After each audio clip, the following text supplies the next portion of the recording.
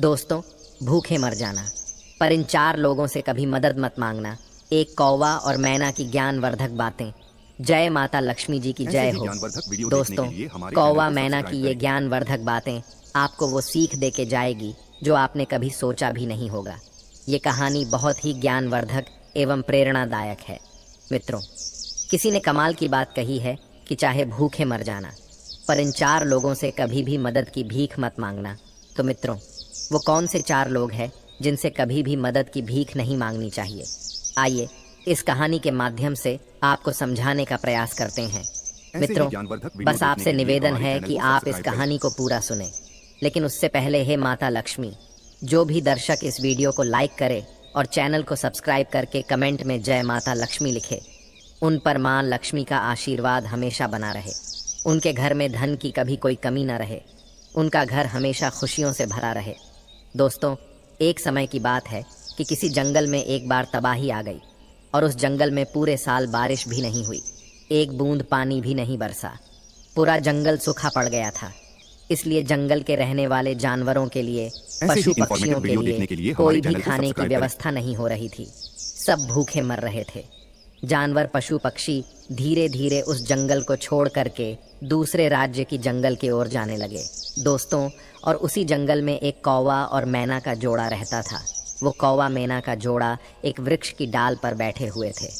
कौवा की जो पत्नी थी वो बहुत ही भूखी थी, क्योंकि 3 दिन हो गए थे और कौवा मैना को खाने के लिए कुछ नहीं मिला। कौवा की पत्नी मैना बैठी बैठी डाली पर इधर उधर निहार रही होती है कि कहीं कुछ खाने को मिल जाए। तब तक क्या होता है कि उसी वृक्ष के नीचे एक लोमड़ी मांस का टुकड़ा दबा करके आ रही होती है। कौवा की पत्नी ने देखा तो उसके मुंह में पानी आ गया और मैना जो थी लोमड़ी से कहने लगी, लोमड़ी बहन, मैं 3 दिन से भूखी हूँ। बहुत बड़ी मेहरबानी होगी, आप जो है इसमें से थोड़ा मांस का टुकड़ा हमें भी दे दो। हमारी भूख शांत हो जाएगी, नहीं तो मेरा दम निकल जाएगा। दोस्तों, लोमड़ी ने मैना की तरफ देखा कि वो अपने पति कौवा के साथ में बैठी है। और मित्रों, लोमड़ी तो चालाक थी, क्योंकि ये तो आप जानते ही हैं कि लोमड़ी चालाक होती है। लोमड़ी ने विचार किया कि इस मांस के टुकड़े से तो हमारा पूरी तरह से पेट भी नहीं भरेगा, और ये अच्छा मौका है कि इसको अपने पास बुलाते हैं। और जैसे ही ये मैना पास में आएगी, इसको मार करके खा जाएंगे, जिससे हमारा पेट भी भर जाएगा। दोस्तों, फिर लोमड़ी ने मैना से कहा कि मैना, घबराओ नहीं, तुम नीचे आओ और तुम्हें अपने पास में बैठा करके बड़े प्यार से तुम्हें इस मांस के टुकड़े को खिलाएंगे। दोस्तों, मैना जब लोमड़ी के पास जाने को तैयार होती है तो तभी कौवा रोक लेता है और कहता है कि क्या तुम पागल हो गई हो? अरे ये हमारे तुम्हारे दुश्मन हैं, ये शिकारण है। अगर तुम नीचे गई तो ये मांस के टुकड़े को छोड़ देगा और तुम्हें मार करके खा जाएगा। मैना कहती है, नहीं महाराज, मैं जरूर जाऊंगी, ये हमारे साथ ऐसा नहीं करेगा। मित्रों, कौवा ने फिर समझाया कि तुम मेरे बात को समझो, इसके पास ना जाओ, नहीं तो ये तुम्हें मार के खा जाएगा। मैना फिर भी कौवा की बात को नहीं समझती है। तब कौवा कहता है कि ऐसे तुम नहीं समझोगी, हम तुम्हें एक दास्तान सुनाते हैं, तब तुम समझोगी। ध्यान से मेरी बात को सुनो। उसके बाद अगर तुम्हारा मन करे तो तुम चले जाना। दोस्तों, फिर मैना बैठ जाती है और लोमड़ी के पास में नहीं जाती है और कौवा की बातें सुनने लगी। कौवा कहने लगा और समझाने लगा, आज मैं सुनो आपसे मैना, सफलता के कुछ बारे समय में पहले बात की बात करने है। आया हूँ। इसी जंगल में एक बरगद का पेड़ सफलता था क्या है? और उसी बरगद के पेड़ सफलता पर एक केवल धन घोंसले या में एक प्रसिद्धि तोता में। तोती का जोड़ा रहता था। आज मैं और उसी आपसे बरगद के सफलता के वृक्ष बारे में में एक बात सर्प भी करने रहता आया था। हूँ। इधर तोती जो अंडा दिया सफलता करती क्या थी, है? उस अंडे को वह सर्प सफलता खा जाया केवल करता धन था। या प्रसिद्धि जब में। भी तोती भोजन की तलाश में जाती थी तो अंडे को अकेले पाकर सर्प आता था और आराम से अंडों को खा जाया करता था। कभी कभी तो अंडे में से जो बच्चे आते थे, वह सर्प उस बच्चों को भी खा जाया करता था। ये देख कर के तोते बहुत परेशान होते थे। तोती के साथ में ऐसा कई बार हुआ। तोती बहुत दुखी हुई और बैठी बैठी वही रो रही थी। तब तोता और तोती ने क्या देखा कि उसी बरगद की एक डाल पर एक कौवा आकर के बैठ जाता है। और कौवा ने जैसे ही देखा कि तोती रो रही है तो कौवा ने तोती से पूछा कि क्या हुआ तोती, तुम बैठी बैठी रो क्यों रही हो? तोती ने अपनी सारी दास्तान उस कौवा को सुना डाला और कहा कि मेरे साथ ऐसा कई बार हुआ है। मैं जितनी बार अंडे देती हूँ, जितनी बार मेरे बच्चे होते हैं, तब तब वो सर्प निकलता है। और जब हम लोग कहीं भोजन के तलाश में निकल जाते हैं तो वह सर्प आकर के हमारे अंडों को, हमारे बच्चे को खा जाता है। हम इस बात से बहुत परेशान हैं, लेकिन हम कर भी क्या सकते हैं, क्योंकि हम उससे अपना बदला भी नहीं ले सकते, हम उससे लड़ भी नहीं सकते। वो बहुत खतरनाक है, बहुत ही दुष्ट है। तोती की ऐसी दुख भरी दास्तान सुन करके उस कौवा को तरस आ जाता है और कौवा कहता है, तुम्हें नहीं मालूम, तुम हमारे साथ चलो, पास के तालाब में से मछली पकड़ करके लाएंगे। तोती कहती है, मैं आपकी बात को समझ ही नहीं। तब वो कौवा समझाता है, जब दुश्मन भारी पड़ जाए, या फिर कहे तो जब शत्रु पहलवान हो, बड़ा हो और उससे जा करके लड़ ना सको, तो उसे बुद्धिमानी से हराना चाहिए। तोती ने कहा, वो कैसे? तब कौवा समझाता है, पास वाले तालाब से मछलियाँ पकड़ करके लाएंगे और थोड़ी दूर पर एक नेवला का बिल है और वहाँ नेवला के बिल के दरवाजे पर मछलियाँ डाल देंगे और ऐसे ही थोड़ी थोड़ी दूर पर मछली को डालते हुए चले आएंगे और ऐसा करते करते सर्प के बिल के दरवाजे पर अंतिम मछली छोड़ देंगे। फिर नेवला जैसे ही निकलेगा तो वो मछलियों को खाते हुए यहाँ तक आ जाएगा और फिर वो सर्प को देखते ही सर्प को मार देगा और तुम्हारा दुश्मन खत्म हो जाएगा। दोस्तों, तोती ने जब कौवा की ऐसी बातें सुनी तो उसे भरोसा हो गया। फिर वो तोती उस कौवा के साथ जाती है और तालाब में से मछलियों को पकड़कर वो दोनों तोते के जोड़े और कौवा सबसे पहले मछली को नेवला के बिल के दरवाजे पर रख देते हैं। उसके बाद ऐसे ही करके वो मछलियों को तालाब से पकड़कर थोड़ी थोड़ी दूर पर एक एक मछली को रखते हुए सर्प के बिल के दरवाजे तक रख देते हैं और उसी पेड़ के ऊपर बैठ जाते हैं। अब कौवा तोती से कहने लगा, अब तुम इंतज़ार करो, थोड़ी देर के लिए प्रतीक्षा करो और फिर देखना कि क्या नज़ारा होता है। दोस्तों, फिर क्या होता है कि थोड़ी देर के बाद में जब नेवला उस बिल से बाहर निकलता है तो वो दरवाजे पर जब मछली पड़ा हुआ देखा तो वो भगवान को धन्यवाद देने लगा और कहने लगा, हे प्रभु, आज तो आप बहुत ही मेहरबान हैं, जो आज भोजन स्वयं ही चल करके हमारे घर पर आ गया। मित्रों, मछली को नेवला खाता है और उसके बाद वो जब नेवला और आगे बढ़ता है तो उसे एक और मछली मिलती है, फिर वो खाता है, फिर आगे बढ़ता है, यानी कदम कदम पर मछली उसे मिलती चली गई और वो खाता चला गया। और मित्रों, खाते खाते वो नेवला वहीं आ गया जहां वो सर्प रहता था। उसके दरवाजे पर एक मछली पड़ी थी। नेवला ने वो मछली खाई।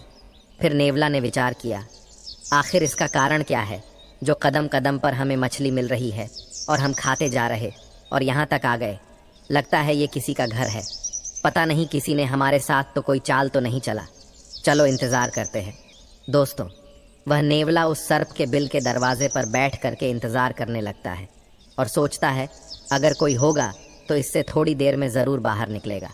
दोस्तों, इधर कुछ समय के बाद में जब सर्प निकलता है और नेवला सर्प को देखता है तो उसे लगता है कि ये सर्प की चाल है।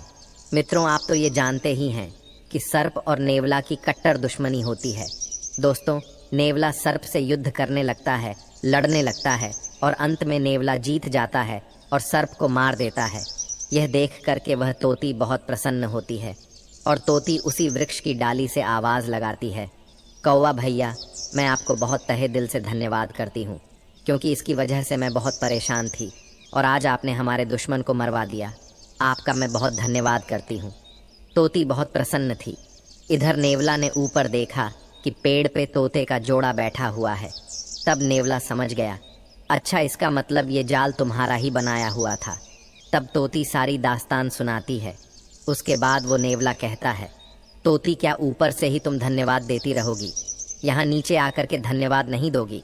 दोस्तों, वह तोती उड़ती है और नेवला के पास में पहुँचती है और पास में जाकर के बैठ जाती है।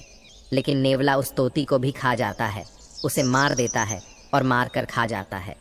तब तोता हैरान होकर सोचने लगता है कि एक दुश्मन से हट नहीं पाए, एक दुश्मन से जीत नहीं पाए कि तब तक दूसरे दुश्मन के चंगुल में चले गए। दोस्तों, वही बात समझता हुआ कौवा मैना से कहता है कि एक दुश्मन से तो वो लोग बच गए, लेकिन दूसरे दुश्मन के चंगुल में फंस गए और जिससे वो तोती मर जाती है, क्योंकि उसने भरोसा कर लिया। वो भूल गई थी कि ये नेवला दुश्मन है, ये हमको छोड़ेगा नहीं। इसीलिए मैना, तुम ना जाओ, ये हमारी तुम्हारी दुश्मन है, ये ज़रूर तुमको मार देगी। इसलिए भूल कर भी इन 4 तरीके के लोगों से कभी भी मदद की भीख नहीं मांगना चाहिए। मित्रों, कौवा की बात को सुनकर मैना कहने लगी, वो कौन से 4 लोग हैं जिनसे कभी भी इंसान को मदद नहीं मांगना चाहिए?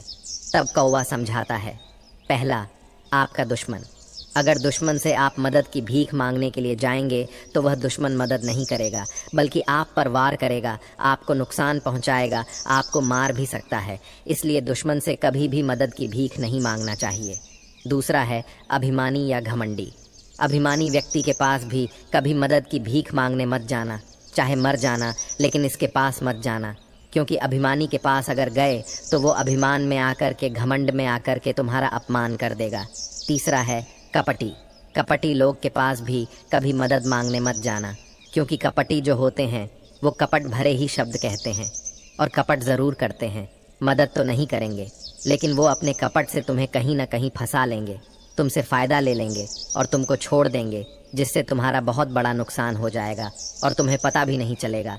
इसलिए कपटी इंसान से कभी मदद मांगने के लिए नहीं जाना चाहिए। चौथा है नशेबाज व्यक्ति। नशेबाज आदमी के पास भी कभी भी मदद की भीख मत मांगना।